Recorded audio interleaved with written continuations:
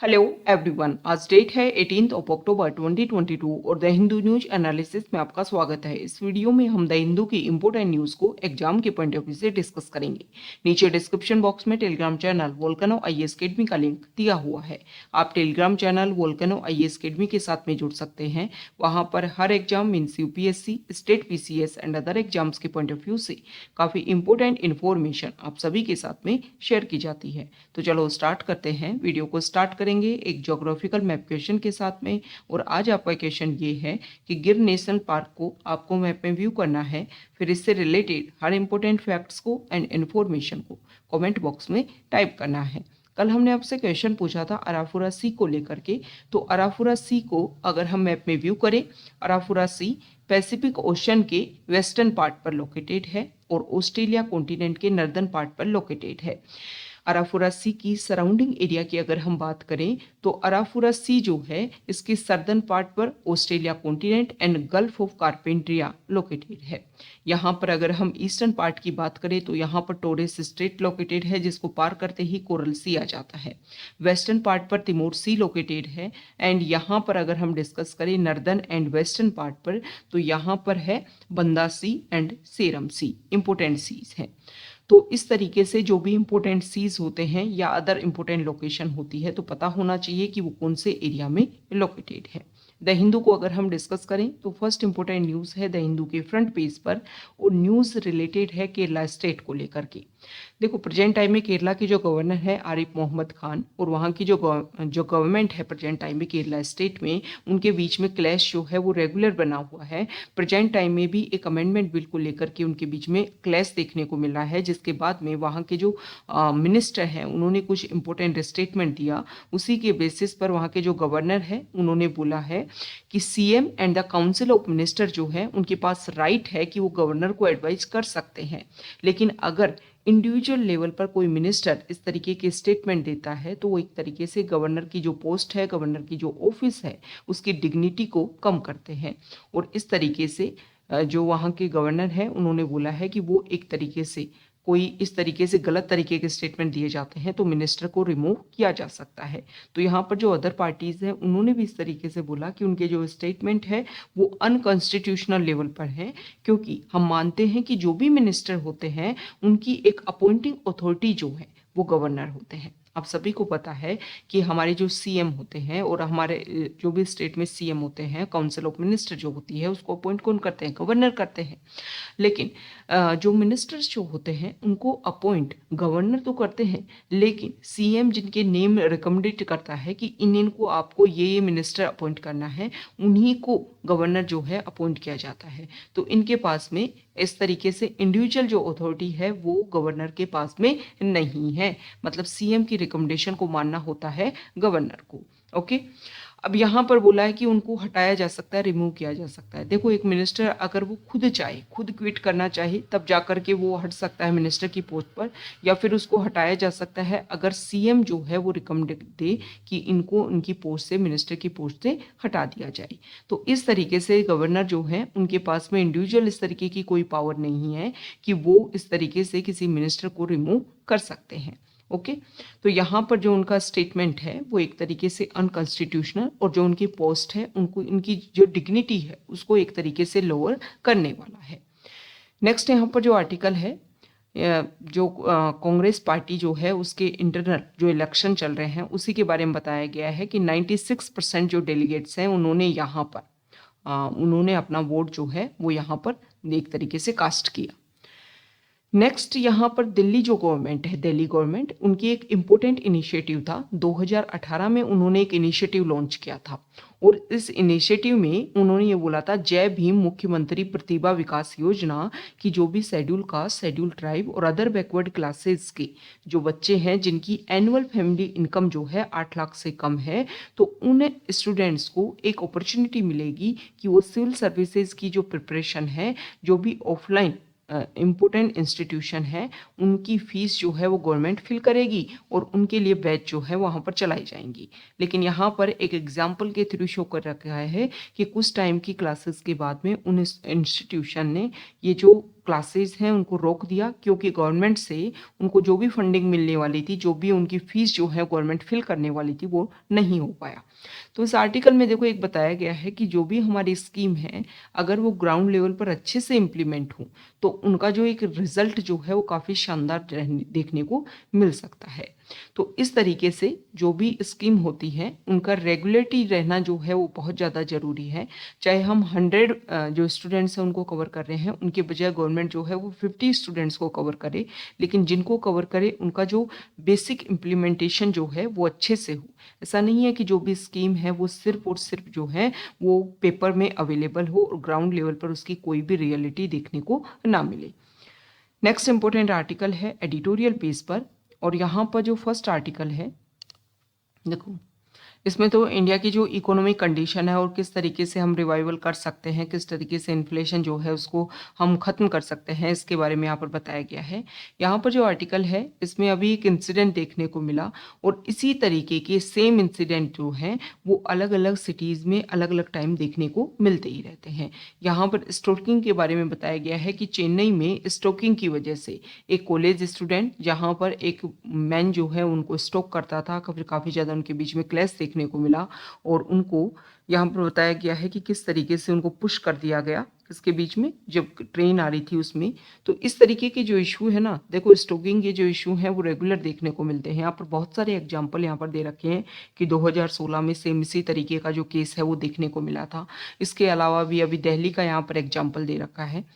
तो इस आर्टिकल में बताया गया है कि देखो गर्ल के खिलाफ में या फिर अगर विमेन के खिलाफ में इस तरीके के केसेस जो हैं उनको हमें अगर ख़त्म करना है तो जीरो एट्रोसिटी जो है, मतलब जो है टॉलरेंस जो है, जीरो टॉलरेंस पॉलिसी को हमें फॉलो करना होगा कि इस तरीके के जो इशू है वो कभी भी देखने को ना मिले। इस आर्टिकल में ये भी बताया गया है कि 2012 में निर्भया जो इशू हुआ था, निर्भया जो एक इंसिडेंट हुआ था, उसके बाद में जो निर्भया फंड बनाया गया था उसमें गवर्नमेंट जो है वो ज़्यादा से ज़्यादा इनपुट अपनी तरफ से रखे ताकि उस फंड का यूज किया जा सके गर्ल्स के खिलाफ में इस तरीके के जो इशू होते हैं उनको सोल्व करने के लिए। इस आर्टिकल में ये भी बताया गया है कि देखो बहुत सारे केसेस जो हैं वो हमारे सामने आ जाते हैं, बहुत सारे केसेस जो हैं वो मीडिया की अगर रिकॉग्निशन में आ जाते हैं तो एक तरीके से पूरे इंडिया में उसके बारे में पता चल जाता है, लेकिन इससे भी ज़्यादा जो केसेस हैं वो रेगुलर बेसिस पर होते भी हैं और उनका पता भी नहीं चल पाता है। तो जीरो टॉलरेंस पॉलिसी के बेसिस पर गर्ल्स के खिलाफ में, विमेन के खिलाफ में इस तरीके के रेप, मर्डर, जो भी इस तरीके के इशू हैं उन सभी को हमें सोल्व करना होगा।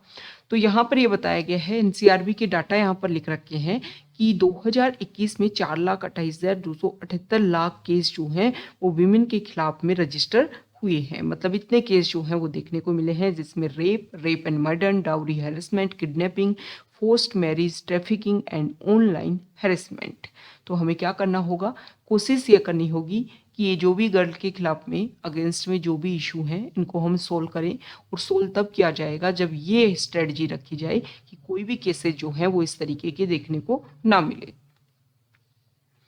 नेक्स्ट यहाँ पर जो आर्टिकल है देखो, देखो इस आर्टिकल में बताया गया है कि अभी वर्ल्ड बैंक की एक रिपोर्ट आई थी करेक्टिंग कोर्स, इसमें कोविड-19 पैंडेमिक का जो इम्पैक्ट देखने को मिला ग्लोबल पॉवर्टी पर, उसी के बारे में बताया गया था कि किस तरीके से इस इशू को, जो नंबर्स बढ़ते जा रहे हैं पॉवर्टी लाइन में, उसको हम किस तरीके से कोशिश कर सकते हैं, कम करने की कोशिश कर सकते हैं। तो 2020 में 7 करोड़ मिलियन लोग जो हैं उनमें एक्सट्रीम पॉवर्टी जो है वो इंक्रीज हुई थी और इस तरीके से देखने को मिली थी। ग्लोबल पॉवर्टी रेट जो है वो इंक्रीज हुई थी, 8.4% 2019 में थी और 2020 में जो है वो 9.3% देखने को मिली थी। तो लास्ट अगर 2 डेकेड्स में अगर हम देखें तो पॉवर्टी रेट जो है उसमें एक तरीके से बढ़ोतरी हुई थी, मतलब इंक्रीज देखने को मिले था। ग्लोबल इनइक्वलिटीज़ जो हैं उसमें काफ़ी ज़्यादा वाइडन लेवल पर इंक्रीज हुई थी। और इसके देखो पॉवर्टी लेवल जब आया तो सिर्फ ऐसा नहीं है कि सिर्फ पॉवर्टी जो है वो इसकी वजह से इंक्रीज होगा, सिर्फ पॉवर्टी के इफेक्ट इसके ऊपर इफेक्ट देखने को मिलेगा। इसकी वजह से बहुत सारे जो रेलेवेंट या रिलेटिव इम्पैक्ट जो हैं वो भी इसके ऊपर देखने को मिलते हैं। यहाँ पर बताया गया है कि जो रिचेस्ट कंट्रीज हैं वहाँ पर भी as opposed to the poorest. Global inequalities have widened, evident in the relative impacts felt on incomes in the richest countries as opposed to the poorest. Unsurprisingly, economic recovery has been similarly uneven. मतलब जो richest countries हैं, जो poorest countries हैं, जिस तरीके से उनमें एक डिफरेंस देखने को मिला, और जब रिकवरी स्टेज आया तब भी इसी तरीके का डिफरेंस जो है वो अलग अलग कंट्रीज में देखने को मिला। तो यहाँ पर इस आर्टिकल में बताया गया है कि ये जो रिकवरी स्टेज है, मतलब किस तरीके से जो देखने को मिला, ये इस तरीके से पॉवर्टी, उसको हम किस तरीके से कम कर सकते हैं, उसी के बारे में यहाँ पर बता रखा है। तो यहाँ पर इंडिया के डाटा इन्होंने लिख रखे हैं कि इंडिया जो है वो किस तरीके से इसको कोशिश कर रहा है कि जो भी इशू है उसको सॉल्व किया जा सके। ओके, तो यहाँ पर वर्ल्ड बैंक रिपोर्ट जो है उन्होंने कंज्यूमर पिरामिड्स हाउस होल्ड सर्वे जो है उसके बारे में यहाँ पर रखा है कि उनकी रिपोर्ट जो है उनके ऊपर बेसिस थी by the centre for monitoring Indian economy in the absence of official poverty data since 2011,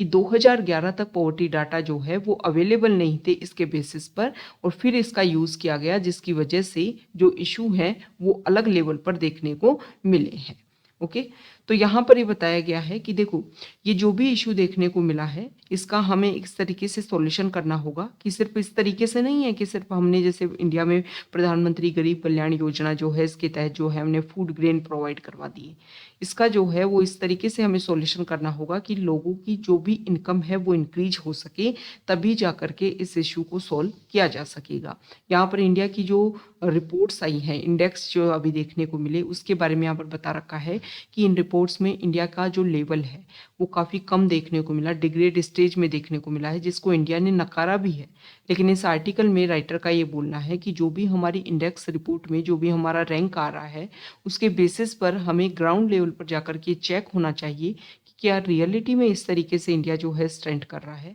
और अगर कर रहा है तो हमारी जो पॉलिसी है वो उसी के अकॉर्डिंग होनी चाहिए ताकि इन सारे इश्यूज को हम सॉल्व कर सकें। नेक्स्ट इंपोर्टेंट आर्टिकल है पेज नंबर 7 पर, और यहाँ पर जो आर्टिकल है इसमें कॉन्स्टिट्यूशनल बेंच के बारे में बताया गया है। इस आर्टिकल में राइटर का ये बोलना है कि अगर किसी कॉन्स्टिट्यूशनल बेंच ने अगर कोई अपना रिजल्ट दिया और उसमें सहमति नहीं होती है, मान लो 2 जजेज जो हैं उसके ऊपर डिस्कशन कर रहे थे, जैसे कि अभी हमने देखा कि हिजाब का जो इशू था उसमें 2 जजेज ने सुनवाई की, तो दोनों के अलग अलग जो है स्टेटमेंट थे, तो इसमें फिर ये डिसीजन लिया गया कि ये जो है इसमें कंक्लूजन नहीं निकला, तो अब इसको हायर बेंच जो है, मतलब मोर देन स्ट्रेंथ जो है प्रेजेंट टाइम में जिसने सुना उससे ज़्यादा स्ट्रेंथ की जो कॉन्स्टिट्यूशन बेंच जो है वो उसको सुनेगी। ओके, तो यहाँ पर सीजीआई जो है उसको लेकर के डिसीजन लेते हैं कि कब इसके बारे में सुनवाई होगी और कौन सी बेंच जो है इसकी सुनवाई करेगी। तो यहाँ पर जो लोअर बेंच होती है उसके ऊपर एप्लीकेबल हो जाता है, अगर हायर बेंच जो है जो भी अपना रिजल्ट देती है तो वो उसके ऊपर एप्लीकेबल होता है और उसको डिसीजन मानना होता है। यहाँ पर राइटर का ये बोलना है कि हम जब हायर बेंच की बात करते हैं या फिर बोलते हैं कि जैसे 2 जजेज जो है इसकी सुनवाई कर रहे थे या फिर 3 जजेज इसकी सुनवाई कर रहे थे, तो 5 जज जो है अब इसकी सुनवाई करेंगे, या फिर 5 जज सुनवाई कर रहे थे तो 7 जजेस के पास में इसको भेजा जा सकता है। तो यहाँ पर राइटर का ये बोलना है कि कॉन्स्टिट्यूशनल बेंच जो है उसको हम इस तरीके से अपग्रेड करें, अगर हायर कॉन्स्टिट्यूशनल बेंच के पास में भी केस जा रहा है तो उसको इस तरीके से अपग्रेड करें, तो उसमें जो रिजल्ट है वो जो यहाँ पर सहमति और असहमति ना बन पाई थी उन जजेस के बीच में लास्ट बेंच के पास में, तो वहाँ पर जो मेजोरिटी है कम से कम उस स्ट्रेंथ के बराबर होनी चाहिए। जैसे कि पहले 5 जज जो है वो सुन रहे थे, फिर बाद में बोला कि हायर जो कॉन्स्टिट्यूशनल बेंच जो है वो सुनेगी क्योंकि इसमें रिजल्ट निकल करके नहीं आया, तो ये बोला गया है कि 7 जज की बेंच के अलावा यहाँ पर 9 जज की बेंच के पास भेजा जा सकता है, क्योंकि अगर मेजोरिटी में 5 जज भी इसको अप्रूवल देते हैं तो पहले जो बेंच 5 जज की जो बेंच सुन रही थी उससे हायर लेवल पर उसकी कंप्लीट स्ट्रेंथ के बराबर यहाँ पर जो है वो अप्रूवल देखने को मिला है। ओके, क्योंकि लास्ट जब बेंच सुन रही थी तो सभी उसमें अगर सहमति दिखाते तब भी 5 जज की सहमति से ही रिजल्ट पास होता, तो कम से कम उसको एक तरीके से अप्रूवल देने के लिए इतनी स्ट्रेंथ की बेंच तो होनी ही चाहिए। तो इस तरीके से यहाँ पर जो कॉन्स्टिट्यूशनल बेंच है उसमें अपग्रेडेशन करने के लिए इस आर्टिकल में बोला गया है। नेक्स्ट इंपोर्टेंट आर्टिकल है पेज नंबर 8 पर, और यहाँ पर जो फर्स्ट आर्टिकल है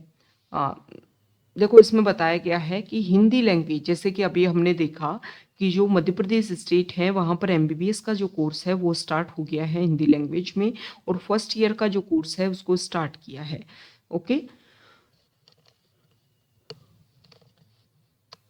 सॉरी। तो मध्य प्रदेश स्टेट जो है हमारे इंडिया में पहला ऐसा स्टेट बन गया है जिन्होंने अपने एमबीबीएस का जो कोर्स है वो हिंदी मीडियम में लॉन्च किया है। तो यहाँ पर बताया गया है कि देखो parliamentary committee on official language जो कमेटी है उनकी जो रिकमेंडेशन है उसके बेसिस पर यहाँ पर जो इशू है वो देखने को मिल रहा है। ओके,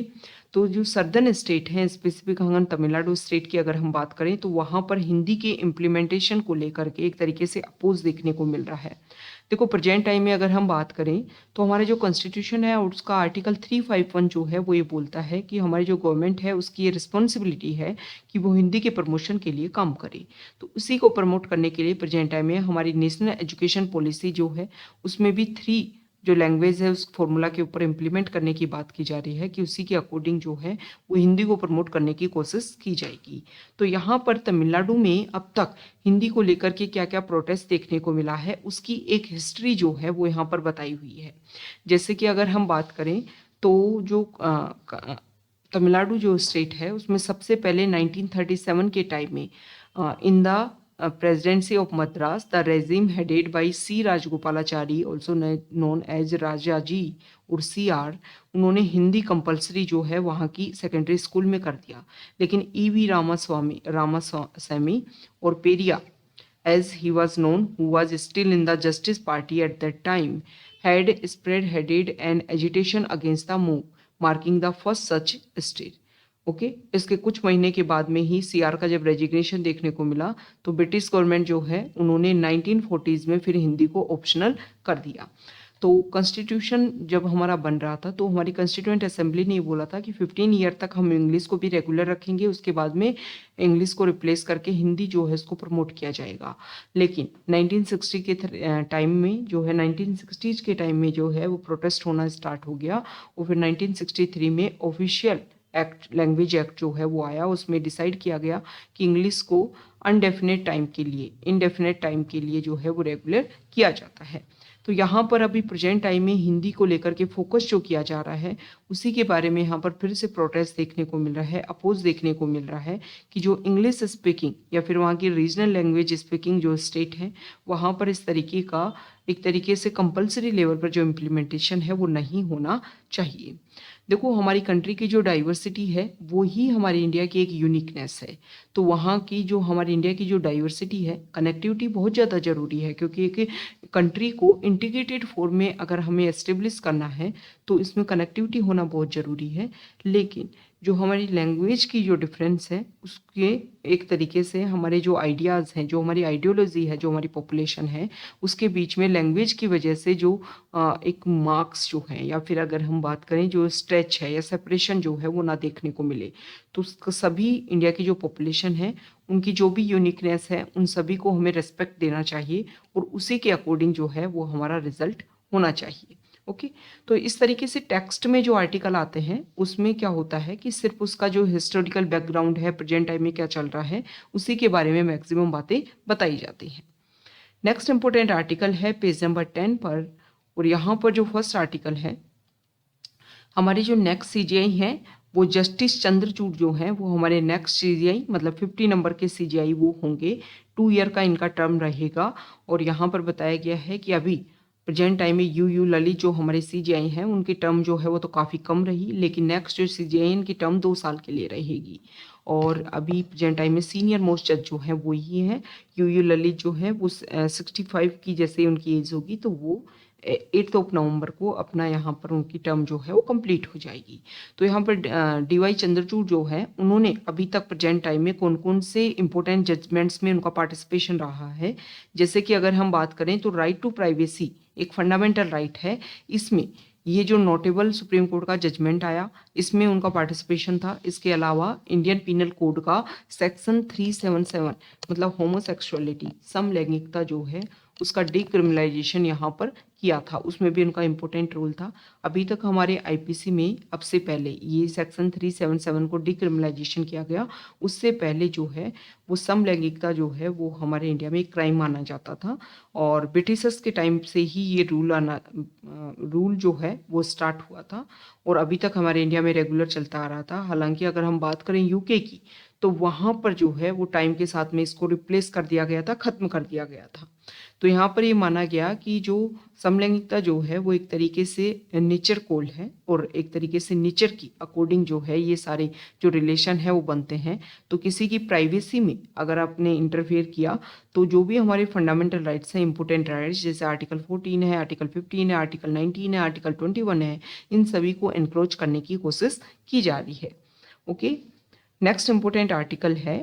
ये फ्रंट पेज पर जो अभी हमने डिस्कस किया इसी को लेकर के यहाँ पर former secretary general of Lok Sabha जो है उन्होंने भी अपनी इम्पोर्टेंट बात रखी है कि केरला के गवर्नर ने जो इम्पोर्टेंट बात रखी कि वो इंडिविजुअल मिनिस्टर को डिसमिस कर सकते हैं। तो उन्होंने बताया कि स्टेट कैबिनेट से किसी भी इंडिविजुअल मिनिस्टर को गवर्नर जो है वो डिसमिस नहीं कर सकते हैं जब तक चीफ मिनिस्टर उसको रिकमेंडेशन ना दें। उन्होंने बोला कि गवर्नर जो है अपॉइंटिंग अथॉरिटी है, हम मानते हैं चीफ मिनिस्टर और चीफ मिनिस्टर की रिकमेंडेशन के ऊपर जो भी काउंसिल ऑफ मिनिस्टर होते हैं उन सभी के लिए, लेकिन वो अपनी मन मर्जी से नहीं हटा सकते हैं। या तो मिनिस्टर जो है वो खुद से हटे या फिर मतलब अपना रेजिग्नेशन दे, या फिर अगर हम बात करें तो वो एक तरीके से चीफ मिनिस्टर जो है उनको रिमूव करने के लिए बोले, तब जाकर के उनको हटाया जा सकता है। ओके, तो यहाँ पर बताया गया है कि गवर्नर जो है वो कभी भी अपनी मनपसंद की, मतलब ऐसा नहीं है खुद की चॉइस के अकॉर्डिंग किसी भी पर्सन को मिनिस्टर बना दिया। अगर जो सीएम ने जो रिकमेंडेशन दी है उन्हीं को सिर्फ उनको ओथ जो है वो दिलवानी होती है, उन्हीं को जो है उनको अपॉइंट करना होता है। नेक्स्ट इंपॉर्टेंट आर्टिकल है पेज नंबर 11 पर, और यहाँ पर जो आर्टिकल है देखो, इंटरपोल की जो मीटिंग हुई इसमें ये बताया गया है कि इस मीटिंग में बोला गया कि इंटरपोल जो ऑर्गेनाइजेशन है वो प्रेजेंट टाइम में अगर हम देखें तो सिर्फ और सिर्फ जो है वो इसी तरीके की, जैसे कि कुछ अदर इशू, जैसे कि जिसमें हम बात करें कि child abusers, rapists, murders, drug dealers, cyber criminals, इन सभी को लेकर के जो इशू है उनके ऊपर ही जो है, इससे अलावा जो ऑर्डिनरी लो क्राइम है, मतलब बहुत ही नॉर्मल जो क्राइम है उसके ऊपर फोकस करता है। अभी प्रेजेंट टाइम में इंटरपोल जो है वो टेररिज्म को लेकर के ज़्यादा फोकस नहीं कर रहा है, लेकिन यहाँ पर जो एक जनरल मीटिंग हुई इंटरपोल की इंडिया में, तो इसमें फोकस किया गया है कि टाइम के साथ में इंटरपोल जो है वो अदर एक्टिविटीज़ के ऊपर भी फोकस करेगा। आप सभी को पता है कि जैसे हमारे इंडिया में कोई भी इशू को सॉल्व करने के लिए अदर इंपॉर्टेंट ऑर्गेनाइजेशन होते हैं, सेम इसी तरीके से वर्ल्ड लेवल पर भी एक ऑर्गेनाइजेशन है जिसको हम इंटरपोल के नाम से जानते हैं। इंटरनेशनल पुलिस जो है उसके रूप में रोल प्ले करता है और इसमें हर कंट्री जो है वो इसके साथ अगर जुड़ी हुई है इस ऑर्गेनाइजेशन के साथ में, तो वो भी अपने यहाँ पर किसी भी ऑर्गेनाइजेशन को यहाँ पर रिकमेंड करती है कि अगर मान लो अगर हम इंटरपोल को इंडिया से कोई न्यूज़ चाहिए, कोई इंपॉर्टेंट इन्फॉर्मेशन चाहिए, तो यहाँ पर सीबीआई जो है वो एक डेजिग्नेटेड इंपॉर्टेंट ऑर्गेनाइजेशन है जो इंपॉर्टेंट को इंटरपोल को यहाँ पर अलायंस प्रोवाइड करता है। तो यहाँ पर इंटरपोल जो है वो अपना क्राइटेरिया जो है उसको टाइम के साथ में इंक्रीज करने की बात कर रहा है। नेक्स्ट इंपॉर्टेंट आर्टिकल है, यहाँ देखिए, देखो आप सभी को पता है दिसंबर 2022 में इंडिया जो है वो G20 ग्रुप की जो हेडशिप है वो लेगा। तो यहाँ पर बताया गया है कि नेक्स्ट ईयर 2023 अप्रैल में इंडिया में जो है वो टूरिज्म सेक्टर को प्रमोट करने के लिए इन्वेस्टमेंट को लेकर के ग्लोबल मीटिंग होगी, जिसमें सभी कंट्रीज़ के इम्पोर्टेंट जो भी मिनिस्टर्स हैं, अदर इम्पोर्टेंट जो भी बिजनेसमैन हैं, वो सभी इसमें पार्टिसिपेट करेंगे और टूरिज्म सेक्टर को प्रमोट करने के लिए बात की जाएगी। Next important article page number 12 पर, और यहाँ पर देखो बताया गया है कि मल्टी डायमेंशनल पॉवर्टी जो है उसकी एक रिपोर्ट आई है, और ये जो रिपोर्ट है Global Multi Dimensional Poverty Index, इसको मंडे को रिलीज़ किया गया। ये report United Nation Development Programme and Oxford Poverty and Human Development Initiative इसके द्वारा लॉन्च की गई है, प्रोड्यूस की गई है, और इसमें बताया गया है कि जो पॉवर्टी 2005-06 तक जिसमें डिक्रीज देखने को मिला था, 2019 से 21 के बीच में अगर हम बात करें तो उसमें दोबारा से इंक्रीज आगे हुआ है। 10 इंडिकेटर पॉइंट्स के बेसिस पर ये रिपोर्ट जो है उसको बनाया जाता है और इसमें बताया गया है कि इंडिया में भी जो पॉवर्टी लेवल है उसमें काफ़ी ज़्यादा इंक्रीज देखने को मिला है। ओके, तो इसमें बताया गया है कि ऐसा पहली बार नहीं है कि साउथ एशिया में पहली बार यहाँ पर हाईएस्ट पुअर पीपल देखने को मिले हैं। इसमें बताया गया है कि इंडिया जो है वो लीड कर रहा है पॉवर्टी में। दूसरा, यहाँ पर India has by far the largest number of poor people world wide at 22.8 crore, followed by Nigeria at 9.6 crore. There were also 9.7 crore poor people in India in 2019 to 2021। तो यहाँ पर इंडिया का जो रेशो है वो काफ़ी ज़्यादा है और इसलिए फोकस किया जाना चाहिए। जो भी रिपोर्ट्स हैं उन सभी के अकॉर्डिंग ग्राउंड लेवल पर हम क्या अपग्रेडेशन कर सकते हैं उनके लिए फोकस करने की ज़रूरत है। नेक्स्ट यहाँ पर जो आर्टिकल है, हमारे जो प्राइम मिनिस्टर हैं उन्होंने one nation one fertiliser scheme जो है उसका इनोग्रेशन किया। उन्होंने 600 किसान समृद्धि केंद्र जो है उनका इनोग्रेशन किया है और इसके थ्रू जो है वो जो हमारे फार्मर्स हैं उनको इस स्कीम का जो भी बेनिफिट है वो मिल पाएगा।